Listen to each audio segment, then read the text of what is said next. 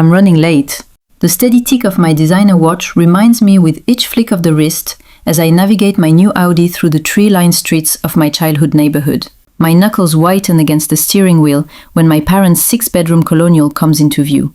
28 years old, the youngest senior marketing director in my firm's history, and my stomach still churns like I'm 16 and missed curfew. I check my reflection in the rear view. Designer blazer crisp, makeup flawless, hair smoothed into submission. Armor, all of it. The driveway is already full. Brandon's Range Rover, Olivia's family SUV, Dad's Mercedes. I park on the street like a visitor, which is exactly what I am these days. 4 visits a year, each one more exhausting than the last. My heels click against the stamped concrete path to the door. There she is, Mom's voice carries from the kitchen as I slip inside. We were about to start without you. No hug, no direct eye contact, just the familiar scent of roasting turkey, and the undercurrent of disapproval that has always scented the air when I'm present. Sorry, client emergency. The lie slips out easily. Better than admitting I sat in my car for 15 minutes practicing deep breathing exercises. Always working. Dad appears in the hallway, bourbon in hand, eyes tracking my outfit with familiar appraisal. One of these days you'll find something more important than that job. Nice to see you too, Dad. I follow the sounds of conversation to the dining room. Olivia is arranging flowers at the center of a table, glittering with Mom's best china and crystal. Brandon sprawls in a chair, phone in hand, barely glancing up as I enter. Savannah, Mom says, appearing behind me. Go ahead and sit at the kids' table. The words hit like a physical blow.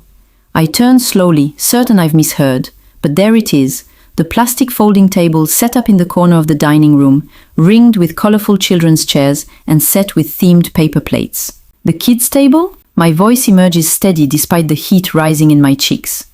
Mom's expression remains pleasant, unbothered. We need the space at the main table for Gregory's parents. They're joining us this year. I stand frozen, the memory of this morning's preparation washing over me. The care I took selecting this outfit, the extra time spent on my hair, the pep talk in my bathroom mirror. Just get through today, it's just 4 hours. Narration 11. My apartment had felt like a sanctuary this morning. The framed award on my desk, the notification of my promotion still open on my laptop. Now, trapped in the doorway between escape and humiliation, I consider objecting. Brandon looks up from his phone, catching my expression. His eyes narrow slightly, a familiar look that says, "Don't make a scene." The same look he gave me when I announced my promotion. Fine. The word tastes bitter. I force my feet to move toward the children's table, acutely aware of every eye not watching me, of the deliberate conversations continuing as if this isn't a statement written in plastic and paper. I lower myself into a chair meant for a child, knees nearly touching my chest, the edge of the table hitting at an awkward height that forces me to hunch. My niece's unicorn plate sits before me, the cartoon eyes seeming to mock my discomfort. The children filter in, eyes wide with confusion at finding an adult at their designated table. "Aunt Savannah, why are you sitting with us?" My 7-year-old nephew Ben tilts his head. I swallow hard, just mixing things up. At the main table, conversation flows without interruption. "How's the baby sleeping these days?" Mom leans toward Olivia. "Brandon, tell Gregory about that promotion." Dad's voice carries. Glasses clink as my father raises his in a toast. "To family success," he says, his gaze touching everyone but me. The adults murmur in agreement, a chorus I'm not part of. I watch them from my exile. The realization settling cold and heavy in my stomach. This table, dismissed, ridiculous, child-sized plastic throne, is the perfect symbol for my entire life in this family. Always adjacent, never included, tolerated, never celebrated. My 7-year-old niece Lucy bumps her juice cup, sending a purple wave across the table and directly onto my cream silk blouse.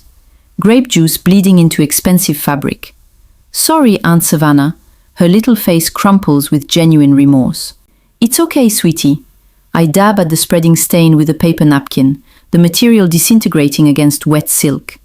Something breaks inside me, not dramatically, but with a quiet finality, like ice shifting beneath the surface of a frozen lake. I stand up, the child's chair scraping against hardwood. I fold my paper napkin carefully, placing it beside the cartoon plate. Mum glances over, brow furrowing.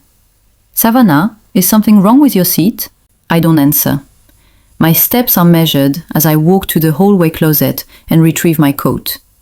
I can feel their eyes now, finally seeing me as I prepare to disappear.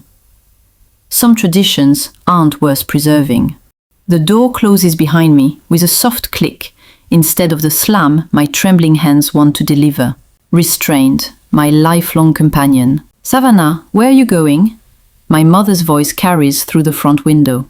I turn, meeting her eyes through the glass. I'm leaving. Enjoy your dinner. Simple words, no dramatics, just truth delivered without padding or apology. The Audi purrs to life, its gentle vibration steadying me. 28 years of family Thanksgivings, and I've never once left early. My phone buzzes before I reach the first stoplight.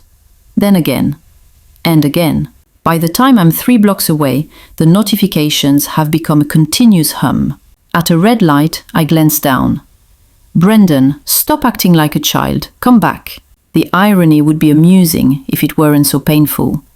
I was literally sitting at a children's table 10 minutes ago. But I'm the one acting childish? My voicemail indicator flashes. I tap it, putting it on speaker while I drive. Savannah, my father's voice fills the car. Enough of this nonsense. Get home now. Not a request, a command issued to an underling. 2 more texts arrive. You're ruining dinner. The family group chat explodes with messages.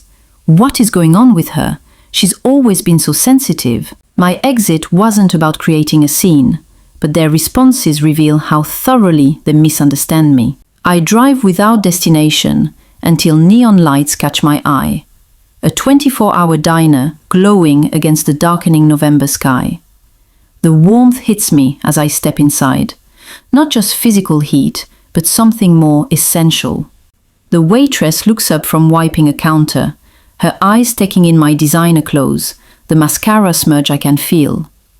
Honey, you look like you could use some coffee. She doesn't ask what's wrong, just slides a mug in front of me. And maybe a slice of pie? My voice cracks on the words. While waiting, I scroll through my phone's photo gallery. Each swipe reveals another family gathering where the pattern is clear once I allow myself to see it. I find the email from my father, sent to Brendan and Olivia, but accidentally copying me. Investment opportunity, too complex to include Savannah. You know she wouldn't understand it anyway. The pie arrives, golden crust and tart cherries, as I compose my message to the family group chat. I select the Christmas photo, the one where I'm half cropped out, and type a caption.